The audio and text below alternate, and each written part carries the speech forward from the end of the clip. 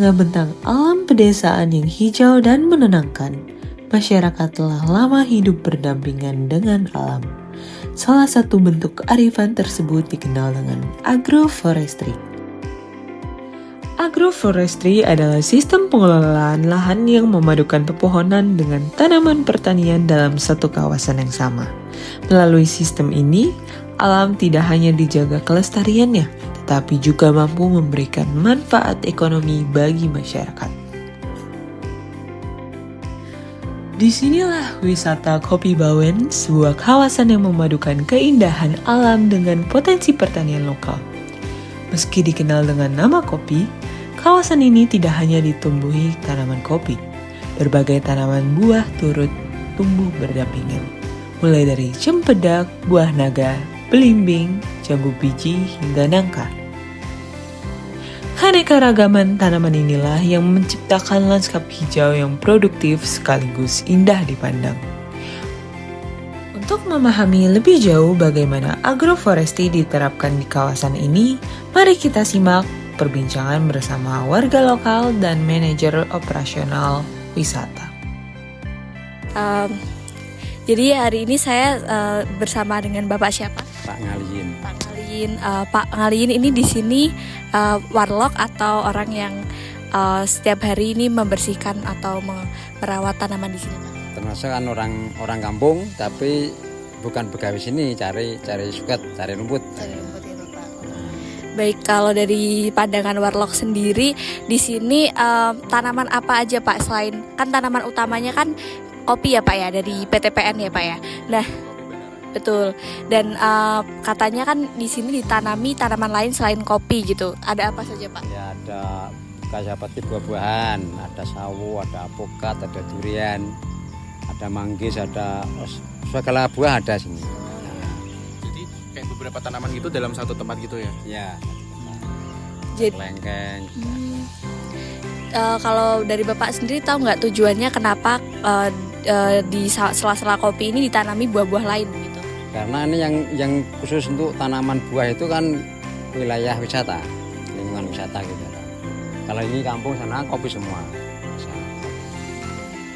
Untuk tanaman selain kopi seperti buah-buahan tadi, apakah dijual belikan, Pak, atau sekedar untuk sebagai wahana tempat wisata saja? Ya kalau ada buahnya musim dijual di resto depan. Mungkin itu dulu, Pak.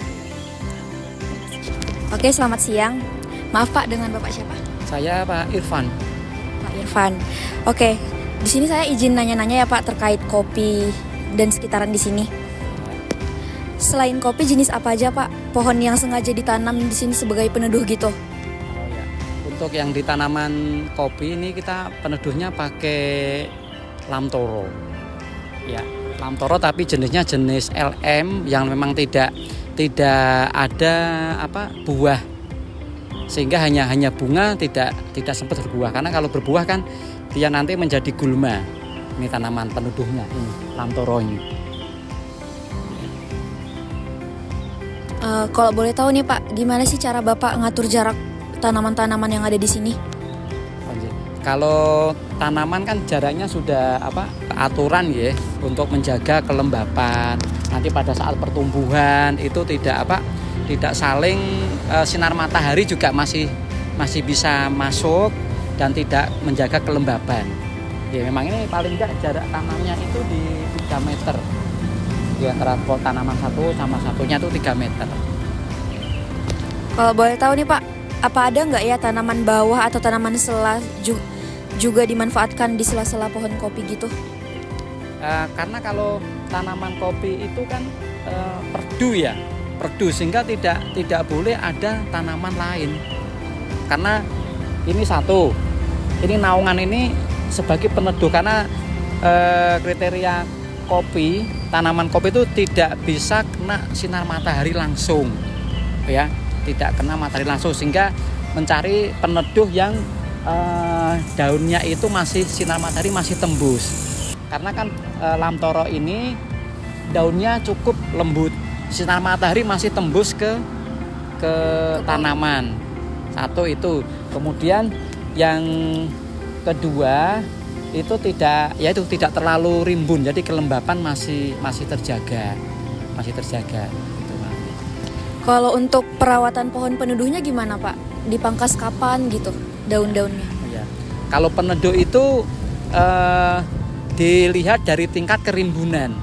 Paling enggak 1 tahun itu ada perawatan untuk pemotongan paling tidak di 50%. Jadi tanaman satu ini dipotong, nanti yang sebelahnya tidak, seperti itu. Jadi dilihat dari tingkat keteduhannya. Kalau ini kan dulu karena ini sebagai apa ya, di tempat wisata ya. Kalau di kebun ini sudah terlalu tinggi, jadi sudah dipotong. Karena ini terlalu tinggi. Yang di kebun pun tidak ada yang terlalu setinggi seperti ini. Ya paling enggak di 5 meter lah ya. 5 meter itu sudah kita potong. Jadi perawatannya tetap kita jaga tingkat kerimbunannya, paling tidak masuki musim hujan itu kan rimbun, nah itu kita potong. Itu sudah mulai di bulan November, Desember sampai Januari itu di bulan-bulan itu pemotongan. Untuk di sini jenis kopinya ada apa aja ya Pak? Kalau yang ditanam di PTPN 1 Regional 3 ini ya, yang di wilayah Kampung Kopi ini, kita menggunakannya Robusta karena cocok untuk ketinggian di bawah 1000. Ya, jadi kalau yang 1000 lebih itu di Arabica, lebih fruitnya rasa buahnya terlihat, tapi terasa.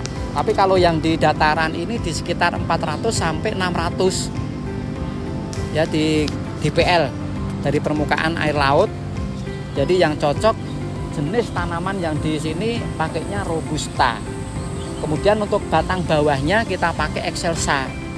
Batang bawah nanti disambung ya. Atas bawahnya Excelsa, atasnya Robusta. Kenapa kita pakai Excelsa? Karena pengakarannya kuat. Pengakarannya kuat, tahan penyakit, tahan kekeringan. Nah, ini baru batang bawah atasnya kita pakai yang jenis Robusta. Kita kan panennya itu 1 tahun sekali, jadi kopi itu panennya 1 tahun sekali ya, di bulan Juni, Juli, Agustus ya, mungkin mundur itu bisa sampai di September. Panen rayanya rata-rata di bulan Agustus, rata-rata di bulan Agustus. Kemudian untuk yang boleh dipetik ya, yang boleh dipetik itu yang warna merah, yang warna merah tua, yang merah tua. Kalau belum merah tua kualitasnya kurang bagus ya, kualitas kopinya kurang bagus. Kemudian juga nanti di pengolahannya kita kan pakainya pakai pengolahan Robusta White Process RWP ya. White Process jadi pakai mesin, nanti masuk di ram filter itu, kalau masih hijau itu tidak bisa melocot antara biji dan kulit luarnya. Berapa hasil panen dalam sekali ya? Hasil panen itu ya kita di 300 hektar itu ya rata-rata sekitar di 400 ton.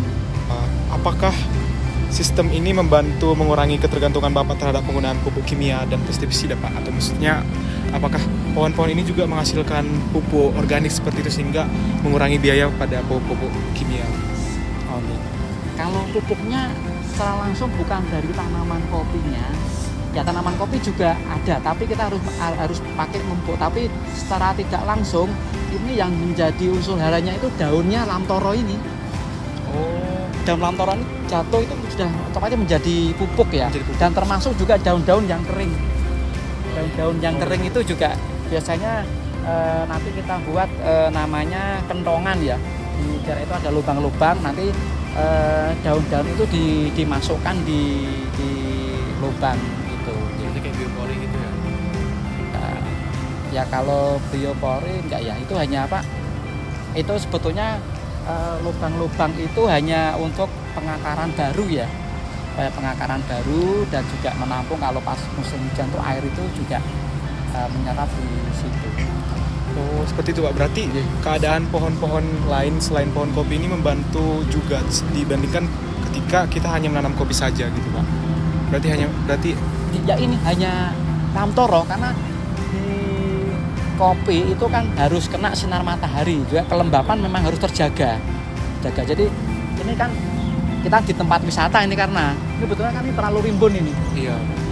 Ini kan harusnya nggak ada. Semuanya naungannya itu pakainya Lamtoro. Oh, Iya. jadi juga menghalangi sinar matahari. Sinar matahari pasti kopinya satu kurang sehat, dan pada saat nanti pembungaan mau jadi kopinya juga namanya itu apa ya, dajang atau apa itu nggak jadi itu udah kuning jatuh itu. Jadi kan kelembapan itu juga dari atas juga kita pelihara, kemudian juga dari bawah penyiangan dari rumput kan itu juga harus bawahnya juga bebas dari rumput. Tadi kan sudah dijelaskan ya Pak tentang hasil panen dan lain-lain. Mungkin dari Bapak sendiri ada tantangan terbesar dalam mengelola kebun ini terkait hama atau jamur tertentu nggak Pak?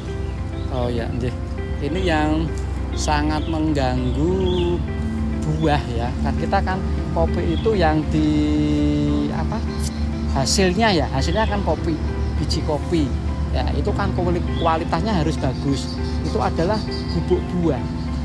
Dimana pada saat kopi ini sudah kemasukan bubuk buah, udah kualitasnya jadi jelek. Ya karena kan dia dimakan ini ada jadi hitam-hitam. Ini udah dari rasa juga ini sudah tidak grade 1, sudah menjadi lokal. Itu bubuk buah. Jadi yang sangat signifikan menjadi kualitas yang nanti bisa menjadikan kualitas kopi ini adalah salah satu ya untuk pemberantasan hama bubuk buah namanya. Begitu. Dan untuk biaya operasional perawatan ini apakah lebih tinggi dibandingkan dengan sistem perkebunan biasa? Kan seperti ini kita ada Lamtoro ya Pak sebagai peneduhnya itu. Nah, apakah dengan adanya Lamtoro tersebut biaya operasionalnya ini menjadi lebih tinggi atau seperti dengan sistem perkebunan biasa saja Pak? Ya kalau perkebunan biasa itu kan kita melihat dari ini kan karena luas ya. Luas. Sebetulnya juga kalau Lamtoro ini tidak begitu kalau dilihat dari biayanya juga tidak begitu signifikan karena ini hanya menolong saja supaya pertumbuhan kopi ini terjaga dengan baik. Kalau biayanya kan kalau di kampung mungkin dia juga pakainya pupuknya juga dari mungkin tidak memeliharaannya dia juga pakai tenaganya kan upah tidak seperti standar kalau di standar tenaga kerja ya. Kalau sini kan harus standar tenaga kerja ya, karena ini perusahaan luas, ini kan milik negara ya, jadi harus itu. Sehingga untuk biayanya itu ya tentunya kalau yang di kampung itu mungkin tidak sesuai tidak sesuai standar perawatannya kan. Tapi kalau kita pemupukan ya harus seperti itu, kemudian nanti penyiangan juga harus, sehingga ya kalau dibandingkan kalau standarnya di kampung itu sama ya mungkin lebih mahal yang di sini karena mungkin dari tenaga kerjanya yang upahnya yang minim ya. yang biayanya yang berbeda. Kalau standarnya pengolahannya sebetulnya ya kalau mau disamakan sebetulnya ya masih sama, cuma biaya yang harus dilakukan lah, sama-sama dilakukan tetap masih hemat yang di kampung kalau saya. Untuk pengelolaan dari kebun kopi ini jika sedang musim kemarau itu seperti apa ya Pak? Iya. Kalau musim kemarau perawatannya itu kita ini penyiraman ya. Penyiraman itu, tapi penyiraman itu ya cukup membutuhkan biaya yang tinggi ya dari SDM juga nanti air karena jangkauan air pun kan tidak setiap kebun itu ada embung-embung ya. Dan kita di sini belum ada embung ya, paling yang terjangkau dengan air ya kita siram untuk menyelamatkan buah kopinya. Kemudian untuk mengantisipasi kebakaran itu ya paling ini tanaman daun-daun yang kering itu kita namanya itu di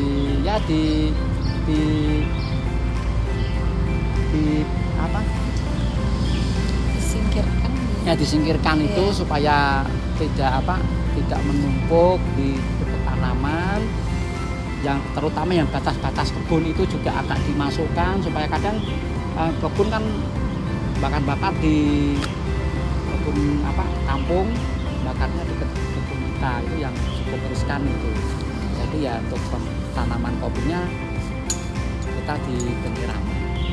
Kemudian kalau penyiangannya kan otomatis sudah mati sendiri ya.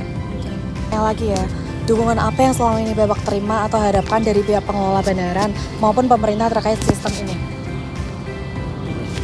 Kalau yang diharapkan itu, kalau dari kita kan kita ikutnya kan PTPN ya, PTPN 1 Regional 3 di kantor Mukas Semarang. Nah ini ya kalau terkait dengan produksi, hasil pemasarannya produksi, kita memang sudah langsung dipasarkan oleh pihak pemasaran Semarang. Jadi kalau dari pemerintah ya dukungannya mungkin untuk wilayah sini ya bisa untuk ini dari kita sekarang untuk edukasi itu Mbak. Kalau harapan kami sebenarnya ya kita sudah di TPN ya. Jadi untuk bantuan apa ya kita memang tidak minta bantuan ke pemerintah. Kita lewatnya di perusahaan itu Mbak. Ini bukan miliknya kampung ya, bukan perorangan tapi miliknya perusahaan PTPN. Oh, gitu ya Pak. Iya. Terus ini saya izin bertanya lagi, apa harapan Bapak bagi keberlanjutan sistem agroforestry ini untuk generasi petani di masa depan, untuk petani-petani muda gitu? Jadi, kalau petani muda memang kita harus ini juga dari Kampung Kopi itu ada simbol selamatkan generasi muda dari kekurangan kopi. Ya, harapannya ya Banyakin edukasi gitu ya? Iya, untuk edukasi dan mau belajar. Memang kopi ini sekarang menjadi tren ya, dari anak muda sampai tua pun ya kopi ini sekarang menjadi favorit ya di banyak kafe, dan kemudian juga salah satunya sekarang bisa dari Kampung Kopi itu ada istilahnya tagline yang salah satunya itu selamatkan generasi dari kekurangan kopi. Baik, terima kasih ya Pak. Ya.